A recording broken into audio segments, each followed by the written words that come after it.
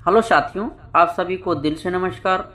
आज मैं जो बताने जा रहा हूँ वो भगवान गौतम बुद्ध की। बुद्धिमान व्यक्ति यह 7 बातें किसी को नहीं बताते। ये 7 बातें आपकी जीवन में बेहद जरूरी है। हम हर कोई बात सबको बता देते हैं और इसे क्या नुकसान होता है ये हम नहीं सोचते। लेकिन जीवन बड़ा कठिन है और इस दुनिया में अच्छा से जीना है तो हर कोई बात किसी को नहीं बताना चाहिए, क्योंकि सबका जीवन में भला सोचने वाला इंसान भी वैसे बुरा सोचने वाला भी इंसान है। आप हम सबके घर में कुछ न कुछ जरूरी बातें होती रहती हैं, जैसे माता पिता से बातें, अपने पत्नी से बातें, अपने बच्चों से बातें, अपने भाई बहन से बातें और घर की जो भी बातें होती है, यह बात घर अपने परिवार के बीच में ही रहना चाहिए। क्योंकि घर की बात जैसा पैसे की बात, कोई भी सुख दुख की बातें, कोई झगड़ा की बातें अपने ही परिवार के अंदर ही रहना चाहिए। अगर ये सब बातें बाहर किसी को पता चलता है तो वह व्यक्ति इसका बड़ा फायदा उठा सकते हैं। इसलिए हमेशा घर के बाहर किसी को नहीं बताना चाहिए।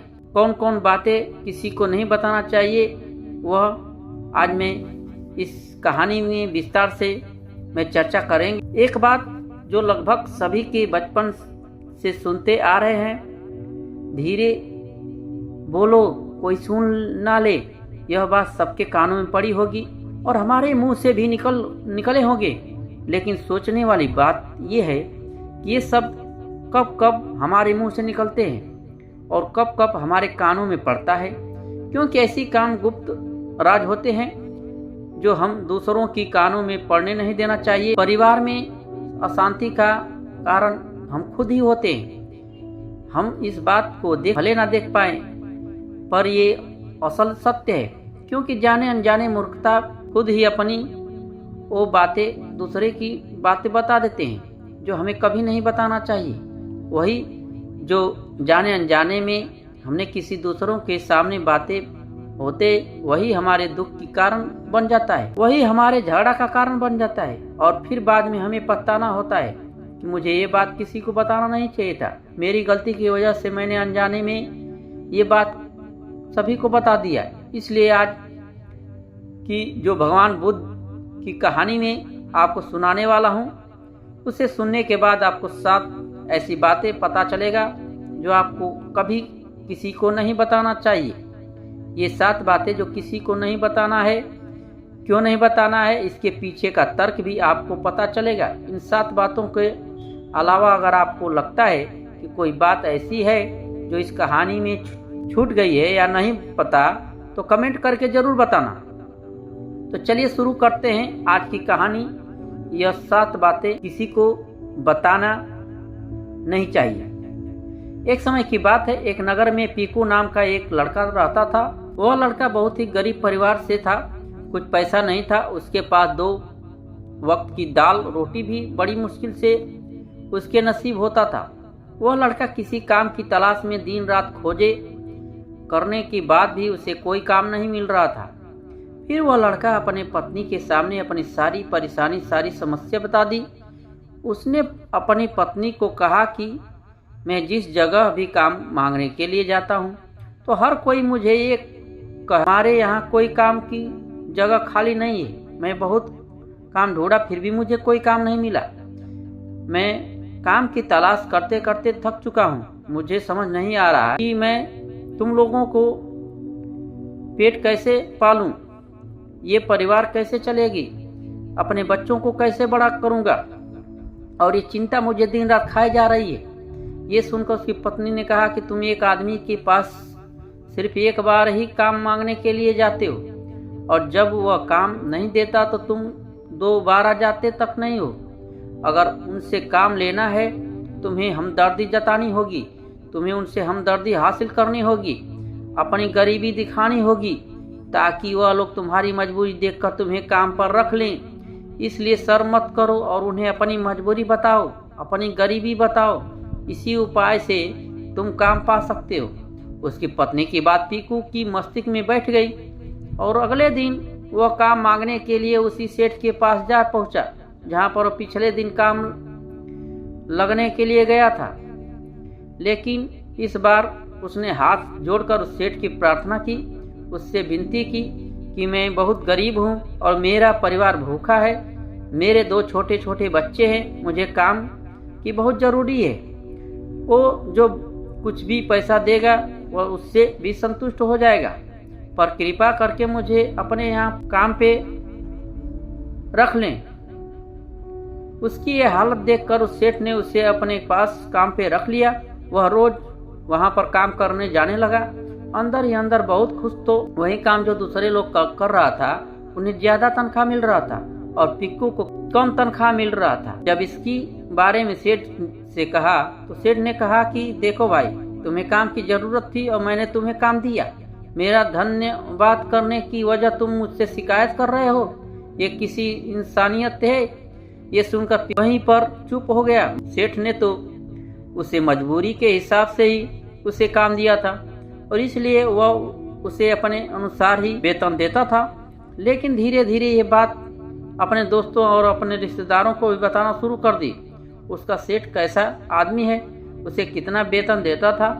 समय बीत गया और पिंकू पूरी लगन के साथ अपने काम करता था। लेकिन अब परिस्थितियां बदलने लगी थी। सेठ अब पिंकू के दूसरे लोगों से ज्यादा काम लेता था और उनसे कम तनख्वाह उन्हें देता था। ये बात बहुत खटकती थी। वह दूसरों से ज्यादा मेहनत कर रहा था, उनसे कम तनख्वाह भी पा रहा था। उससे अपने आत्मसम्मान को बहुत चोट पहुंची। वह धीरे धीरे उसका मन अब काम से हटने लगा। उसका मन काम पे लगता नहीं था। जाहिर सी बात है, ऐसी जगह जिसका मन नहीं लगेगा आदमी वो अपने आत्मसम्मान का साथ समझौता करना पड़े। इसलिए जल्दी ही उसने अपने काम छोड़ दिया और वह घर आकर खाली बैठ गया। अब उसके पास घर का खर्चा चलाने के लिए भी पैसा नहीं बचा। इसलिए वह अपने रिश्तेदारों, अपने दोस्तों में सहायता मांगने शुरू कर दिया। लेकिन उसका दोस्त और रिश्तेदारों उसके सामने तो उसे दया की पात्र समझते थे, उसे दिलासा देते थे, लेकिन उसके पीछे उसका मजाक उड़ाते थे।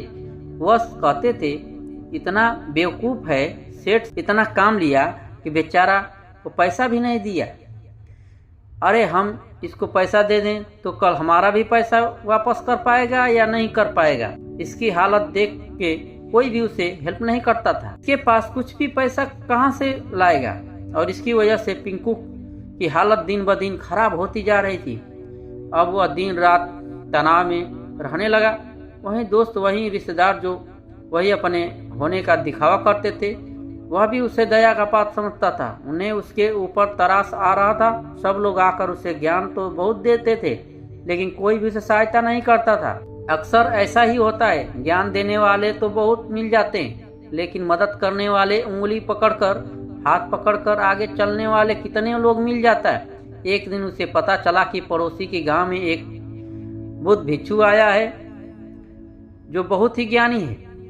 पिंकू इतना तनाव में था, उसे कोई रास्ता नहीं नजर आ रहा था। इसलिए जाने अनजाने वह बुद्ध भिक्षु के पास पहुंचा। वहां जाकर सीधा बुद्ध भिक्षु के पैर में गिरकर रोने लगता है। पिंकू रोते रोते अपनी सारी परिस्थितियां उन्हें बताता है कि किस तरह उसका सेठ उसका फायदा उठाया, उसके रिश्तेदार, दोस्त और साथ में कैसे व्यवहार करते हैं। सारे बात सुनकर बुद्ध भिक्षु ने उसे चुप कराते हुए कहा, ये सारी समस्याएं तुम्हारी मूर्खता के कारण उत्पन्न हुई है। तुम्हारा अंदर विवेक होता तो इनमें से एक भी समस्या तुम्हारे चित्त को दुखी नहीं कर सकती थी, लेकिन तुमने अपनी अविवेक के कारण, अपनी मूर्खता के कारण दुख अपने रास्ते में कांटे बिछा दिए हो। आज तुम्हें 7 बात बता रहा हूँ जो भूल कर भी किसी को मत बताना। इन बातों को अनुसरण करते हुए तुम बाहर से मिलने वाले दुखों को तुम दूर कर सकते हो जो बेवजह तुम्हारे अंदर पनपते हैं। पहली बात जो किसी नहीं बताना चाहिए वो है अपनी मजबूरी। अपनी मजबूरी का दिखावा करके दूसरों का दया का पात्र बनकर की सहायता लेने की गलती कभी मत करना। हो सकता है कि आज वह तुम्हारी मजबूरी देखकर तुम्हारी सहायता करते हैं, लेकिन कल वह तुम्हारा फायदा भी नहीं उठाएगा तो दूसरों के सामने उसका मजाक बनाने में वह आदमी कभी दोबारा नहीं सोचेगा। इसलिए कभी भी अपनी मजबूरी का दिखावा ना करें। अगर घर में 2 रोटी है, सूखी रोटी तो वही खाकर सो जाओ, लेकिन दूसरों को इसके बारे में भनक नहीं तक आना चाहिए।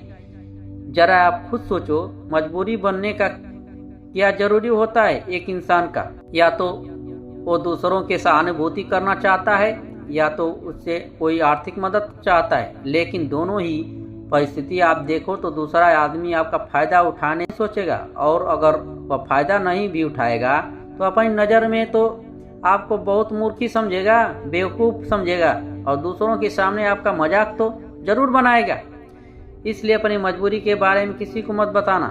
दूसरी बात, किसी को भी नहीं बताना चाहिए कि अपनी अतीत की गलतियां और भविष्य की रणनीतियां। जरा सोचो कि अगर हम अपने अतीत की गलतियां किसी दूसरों को बताते हैं, उसका क्या प्रभाव होगा?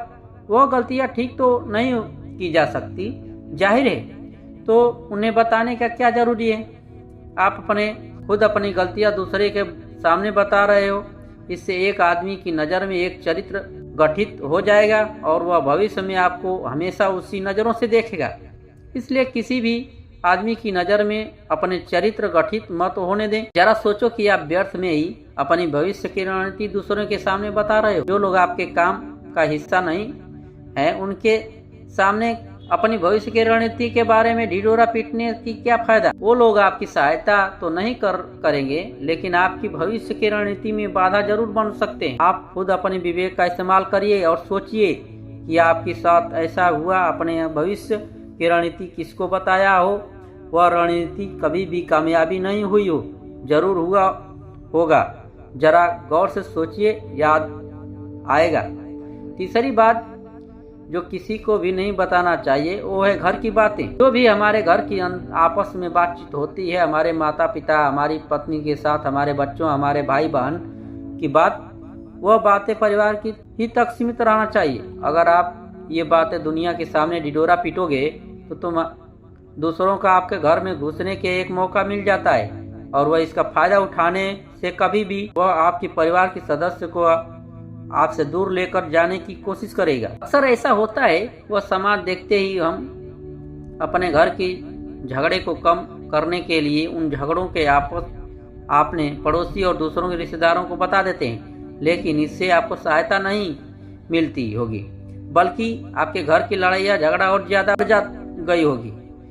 वह जाहिर है वह आगे बढ़ेगा। अगर आप अपने माँ बाप की बात दूसरे को बताएंगे तो आपकी माँ बाप को बुरा लगेगा कि हमारा बेटा हमसे बताया बगैर दूसरों को ये बात बता रहा है। इसलिए अपनी घर की बातें, अपनी घर की लड़ाई झगड़ा किसी के सामने मत बताना। पहली बात जो आपको बताने जा रहा हूँ, किसी को नहीं बताना चाहिए, वह सुनने पर अजीब लग सकता है। चौथी बात किसी को नहीं बताना चाहिए वो है अपनी आमदनी। आप अपनी आमदनी न बताने के पीछे क्या जरूरी हो सकता है?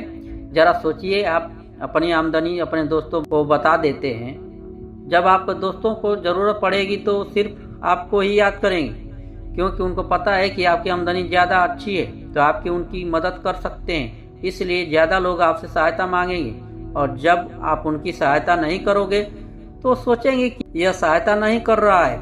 इसलिए आपकी आमदनी दोनों दोस्तों के बीच एक झगड़े का कारण बन सकता है। कम आमदनी होगी तो लोग मजाक उड़ाएंगे, ज्यादा आमदनी होगी तो लोग आपसे सहायता मांगेंगे। इसलिए आप आपकी आमदनी बताने का कोई जरूरत नहीं है। पांचवी बात जो आपको बताने वाला हूँ उसे अपनी गांठ बांध लेना। किसी को ये बात मत बताना अपनी कमजोरी और अपनी ताकत। अक्सर इंसान को पता नहीं होता है कि उसकी कमजोरी और उसकी ताकत क्या है, लेकिन आपको अपनी कमजोरी और अपनी ताकत किसी से सजा नहीं करनी चाहिए, क्योंकि अगर आपकी कमजोरी दूसरों को पता चल गई तो वह आपकी कमजोरी का फायदा उठाएगा, और अगर आपकी ताकत पता चल गया तो वही ताकत आपकी कमजोरी बन जाएगी। क्यों कि वो ताकत दूसरे आदमी को पता है, वो ताकत कमजोरी भी ढूंढ ही लेगा।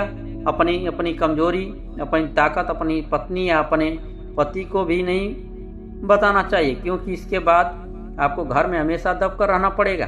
छठा बात जो किसी को भी नहीं बताना चाहिए वो है अपने मित्र और अपने शत्रु। आप अगर अपने मित्रों के बारे में अगर दूसरों के लोगों को बताएंगे या आपकी मित्र के साथ अपनी घनिष्ठ बनकर आपको धोखा दिला सकता है।